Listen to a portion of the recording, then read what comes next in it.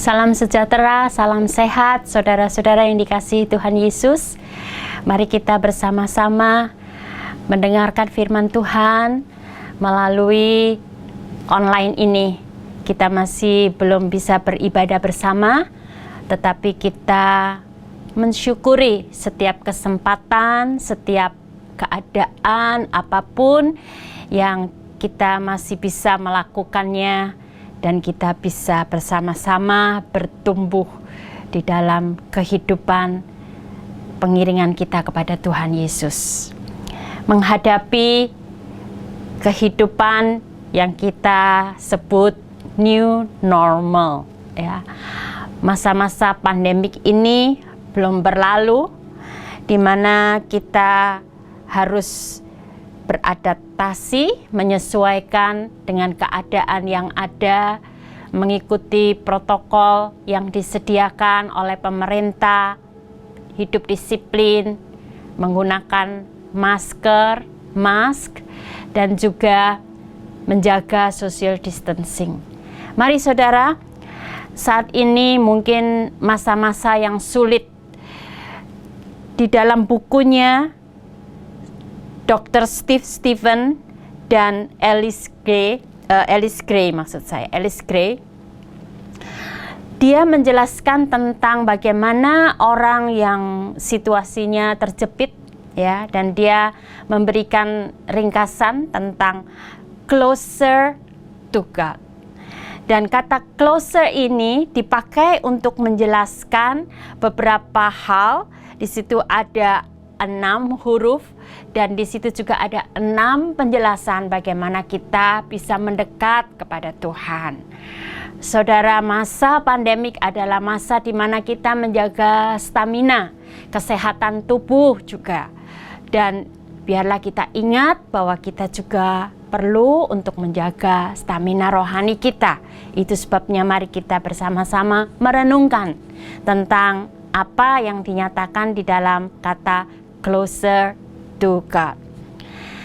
Diwakili dengan kata yang pertama, C, come, datang kepadanya. Kemudian yang kedua, L, lean, bersandar kepadanya. Yang ketiga, O, open your Bible, buka Alkitabmu. Kemudian yang keempat, S, surrender, serahkan hidup Anda. Dan yang kelima adalah I, yang mewakili eternalize, mengabadikan, memilih hal-hal yang kekal. Dan kemudian yang terakhir, release, melepaskan yang tidak berguna, melepaskan pengampunan, melepaskan hal-hal yang tidak perlu lagi kita simpan di dalam hidup ini, supaya kita semua sehat rohani kita. Puji Tuhan, saya akan menjelaskan yang pertama, come, datang kepada Allah. Di dalam Matius pasalnya yang ke-11 ayatnya yang ke-28, di situ dikatakan oleh Tuhan Yesus, marilah kepadaku semua yang letih lesu dan berbeban berat, aku akan memberikan kelegaan kepadamu. Saudara, di bagian-bagian negara yang lain mungkin sudah bisa beribadah, tetapi kami yang ada di Singapura belum bisa untuk beribadah di gereja. Tetapi bukan berarti pada waktu kami diundang untuk datang kepada Yesus, kami harus khusus pergi ke gereja. Kami bisa berada di rumah untuk datang kepada Tuhan. Saudara, di dalam Perjanjian Lama, kalau seorang yang mau datang masuk ke dalam ruang di mana di situ ada hadirat Allah, yaitu ruang Maha Kudus, itu tidak bisa sembarangan. Di dalam Perjanjian Lama itu, orang yang akan masuk ke dalam Perjanjian Lama itu dipilih oleh Tuhan. Dan itu seorang imam besar, dan hanya bisa masuk 1 tahun 1 kali.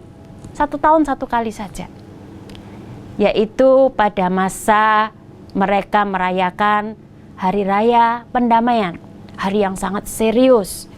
Dan pada waktu itulah imam besar yang dipilih oleh Tuhan masuk ke dalam ruang Maha Kudus, di mana hadirat Allah ada di situ.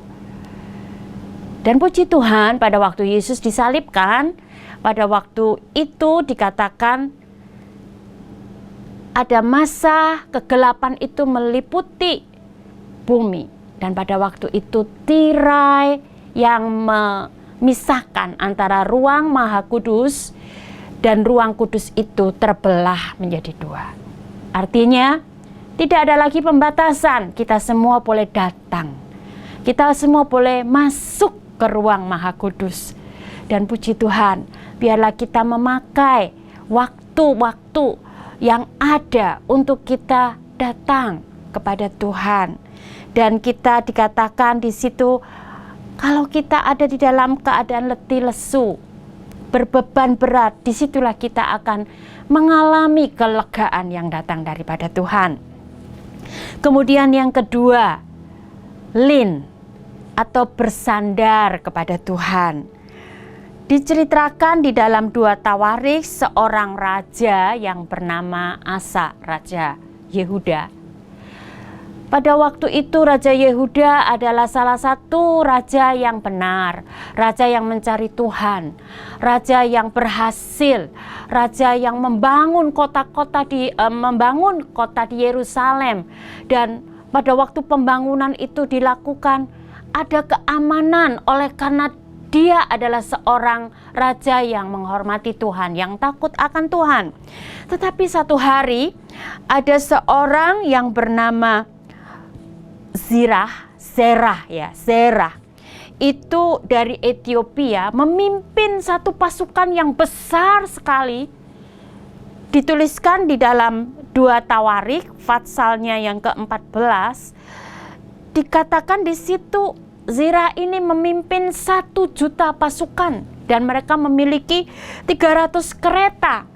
Sementara Yehuda hanya memiliki 300.000 tentara army, dan suku Benyamin memiliki 280.000 pasukan.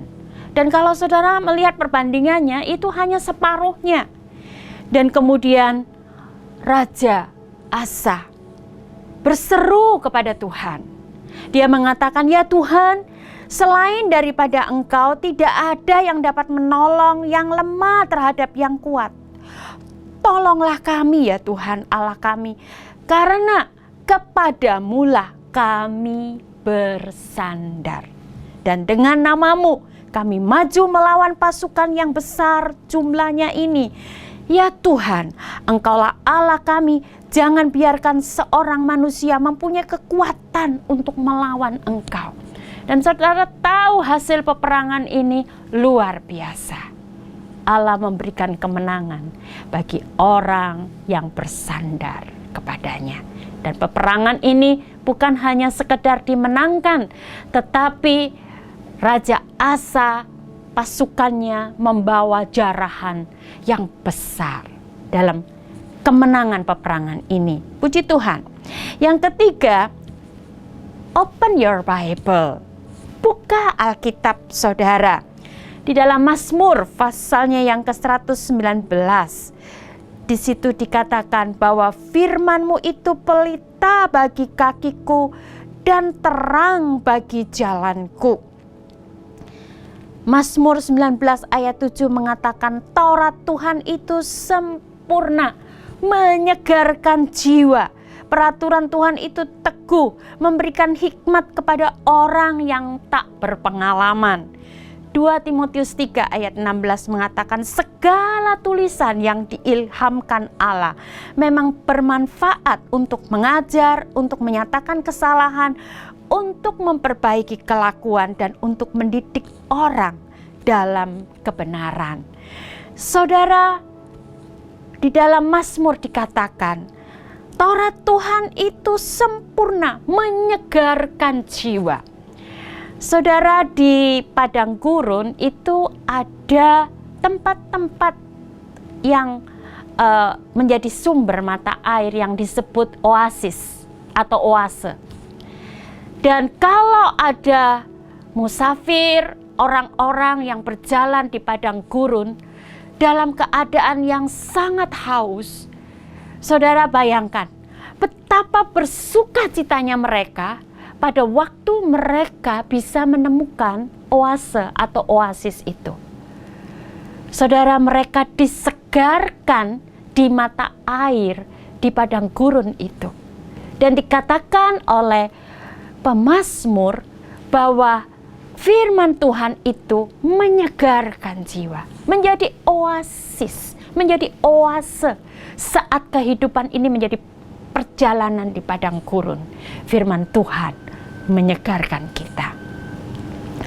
Dan di dalam ayatnya yang ke-105 dari Mazmur 119 dikatakan firman Tuhan itu pelita bagi kaki kita, memberikan terang bagi jalan kita. Saudara, bagi orang-orang yang ada di laut, ada yang disebut mercusuar atau lighthouse. Itu sangat dibutuhkan. Lighthouse itu menjadi navigasi yang memberikan arahan, memberikan petunjuk. Sinar itu akan menolong orang-orang yang ada di laut, di dalam kapal, di dalam ship. Mereka akan melihat bahwa itu ada mercusuar, itu ada tempat di mana mereka boleh ke situ, dan mereka boleh di situ ada pantai, mereka boleh datang ke situ. Saudara, firman Tuhan memberikan terang, firman Tuhan memberikan kesegaran, firman Tuhan memberikan tuntunan di dalam keadaan yang sulit bagi hidup kita. Kemudian yang keempat, saudara, surrender, dari kata S, surrender. Serahkan hidup Anda. Mazmur 37 ayat 5 dikatakan, serahkanlah hidupmu kepada Tuhan dan percayakan kepadanya dan Ia akan bertindak.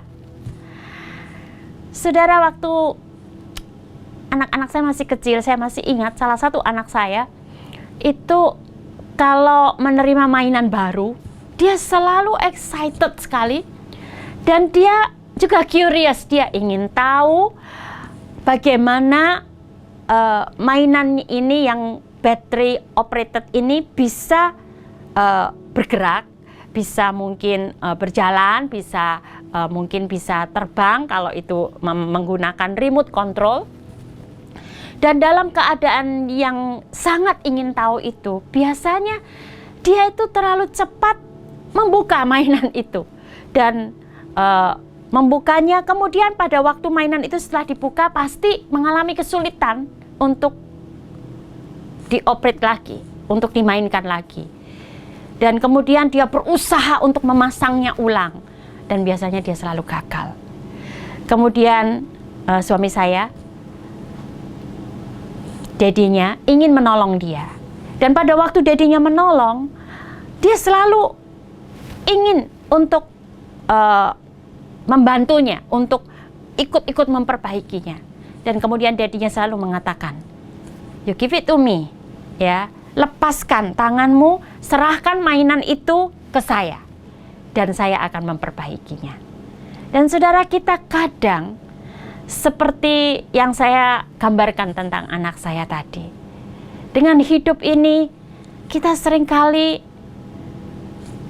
mungkin ada satu kesalahan yang kita lakukan sendiri, kesalahan itu, atau mungkin memang ada problem yang terjadi, dan dikatakan di sini kita disuruh menyerahkan hidup kita kepada Tuhan, mempercayakannya kepadanya, dan Dia yang akan bertindak, Dia yang akan melakukannya, dan kita harus percaya, kita harus benar-benar menyerahkannya. Kemudian saudara, yang kelima, eternalize, mengabadikan, mengutamakan hal-hal yang kekal. Di dalam Kolose pasalnya yang ketiga ayat 2 sampai dengan ayat 4 dituliskan demikian. Pikirkanlah perkara yang di atas, bukan yang di bumi. Sebab kamu telah mati dan hidupmu tersembunyi bersama dengan Kristus di dalam Allah. Apabila Kristus yang adalah hidup kita menyatakan diri kelak, kamu pun akan menyatakan diri bersama dengan Dia dalam kemuliaan. Saudara, masa-masa pandemik ini ada banyak orang yang mungkin kehilangan pekerjaan, kehilangan hal-hal yang berguna dalam hidup mereka. Dan mungkin ini yang menjadi pernyataan saudara, aduh, semuanya sudah hilang, tidak ada lagi yang saya miliki. Saudara, saya mau kasih tahu. Di dalam 1 Korintus pasal 13 ayat 13 dikatakan, demikianlah tinggal ketiga hal ini, yaitu iman, pengharapan, dan kasih. Dan yang paling besar diantaranya ialah kasih. Ada 3 yang masih tinggal, yaitu iman, pengharapan, dan kasih. Kalau saudara, apa yang ada di dunia ini seolah-olah sudah hilang. Tidak ada lagi pekerjaan, bahkan mungkin tabungan saudara juga sudah menipis, bahkan mungkin tidak ada apa-apa untuk hari esok, untuk besok. Percayalah saudara, ada Tuhan. Ingat bahwa saudara masih memiliki iman, pengharapan, dan kasih yang tidak bisa diambil dalam masa pandemik ini, kecuali saudara sendiri yang menyerahkannya. Yang terakhir saudara, kata R atau R, release, melepaskan. Saudara, di dalam Efesus pasalnya yang keempat ayat 31 sampai dengan ayatnya yang ke-32, segala kepahitan, kegeraman, kemarahan, pertikaian, dan fitnah hendaklah dibuang dari antara kamu. Demikian pula segala kejahatan. Tetapi hendaklah kamu ramah seorang terhadap yang lain, penuh kasih mesra dan saling mengampuni, sebagaimana Allah di dalam Kristus telah mengampuni kamu. Saudara, apa yang perlu kita lepaskan, kita tidak perlu pertahankan di dalam hidup ini. Dikatakan apa yang perlu dibuang, dilepaskan, kepahitan, kegeraman, kemarahan, pertikaian, fitnah, dan kita perlu untuk melepaskan pengampunan, saudara. Supaya saudara sehat, saudara perlu untuk melepaskan pengampunan. Dan Tuhan sendiri mengatakan untuk relationship antara kita dengan Tuhan. Untuk supaya kita mendapatkan pengampunan dari Tuhan, kita harus mengampuni sesama kita. Mari saudara, dengan melakukan 6 hal ini, come, lean, open the Bible, surrender, eternalize, release. Dengan satu kata saya bisa terangkan, closer to God. Kita menghadapi pandemik ini. Mari kita berdoa. Haleluya. Bapa, Engkau sungguh sangat baik. Kami berterima kasih kepadamu. Terima kasih untuk waktu ini, di mana kami boleh mendengarkan firman-Mu. Dan Tuhan, kami mau lebih dekat kepadamu. Kami mau closer to you. Dan kami mau hidup berkemenangan di dalam masa yang tidak menentu, tetapi kami tahu keputusan kami. Kami tahu kepastian di dalam Engkau. Dan kami bersyukur untuk apa yang sudah Tuhan berikan kepada kami melalui firman-Mu. Dalam nama Yesus kami berdoa. Amin.